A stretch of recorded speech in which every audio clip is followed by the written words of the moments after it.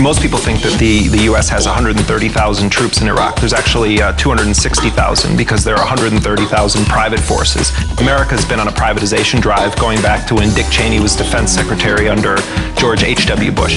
The equation changed a bit when the administration started using companies like Blackwater, heavily armed paramilitary types, and they're outsourcing a major part of the combat function of the war. And so Blackwater has sort of emerged as the Praetorian Guard of the war on terror. A decade ago, this company didn't even exist. I mean, the Bush administration failed to build a coalition of the willing in Iraq, so they built a coalition of the billing. But also, how many contractors have been killed in Iraq? We don't know. We think about 780 of them have been killed, 7,600 wounded, but that's a big part of why Bush uses them. Well, first of all, I mean, the average U.S. soldier gets about $28,000 to $40,000 a year to be cannon fodder over in Iraq. That's the average monthly take of the mercenaries, tax-free. And it's not just the privatization of the military. Blackwater, for instance, isn't even on Pentagon contract in Iraq.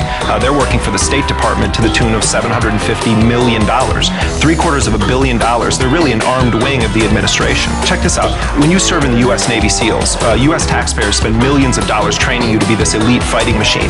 Blackwater hires these guys up, repackages them to the taxpayer, so it's a bilking of all of us. But also Blackwater's founder, Eric Prince, he talks about Blackwater as the FedEx of the national security apparatus. He says if you really want a package to get somewhere, do you send it through the post office or do you send it through FedEx?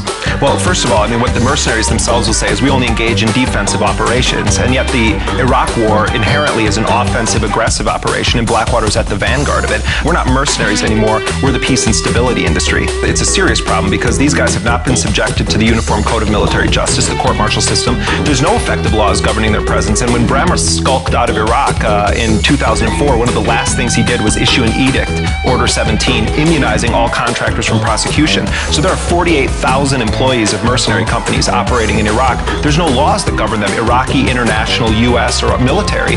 So it's like the Wild West over there right now. And when they commit crimes that go unprosecuted, unpunished, that has a ricochet effect because Iraqis don't see the difference between mercenaries and actual forces. They see them as all the occupation. And the Democrats are totally on board with privatization. I mean, don't buy into the illusion that there's some two-party system going on in the U.S. right now. I mean, they're all part of the same war party. And Clinton was a radical supporter of privatization. When Cheney was running Halliburton, what president do you think gave him all those big contracts? It was President Clinton. And so, you know, it's a myth that we have some real debate in the U.S. They all get money from the war contractors, except Blackwater only butters one side of the bread. They only give to Republicans, which is very unusual for such a successful company. They get the job done politically, too. They spend a lot of money on campaign. They show up on the scene, and I was standing on a street corner on Bourbon Street in the French Quarter and talking to two New York City cops who'd come down to help. A car pulls up, no license plates on it. Three huge guys get out wearing flak jackets, khaki uniforms, M4 submachine guns, and they say to the cops, where are the rest of the Blackwater guys? The cops say, oh, they're just down the street, there's a bunch of them.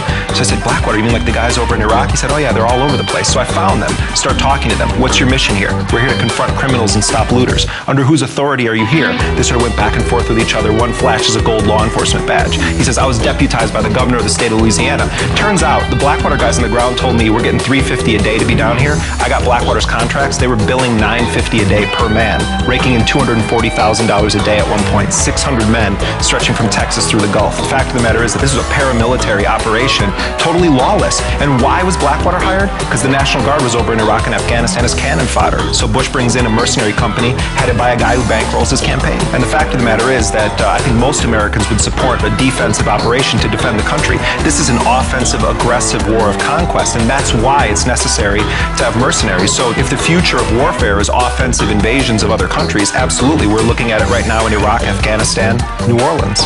When mercenaries come back in caskets, it doesn't make the papers, it barely makes the news, you don't have to put it in the official troop count.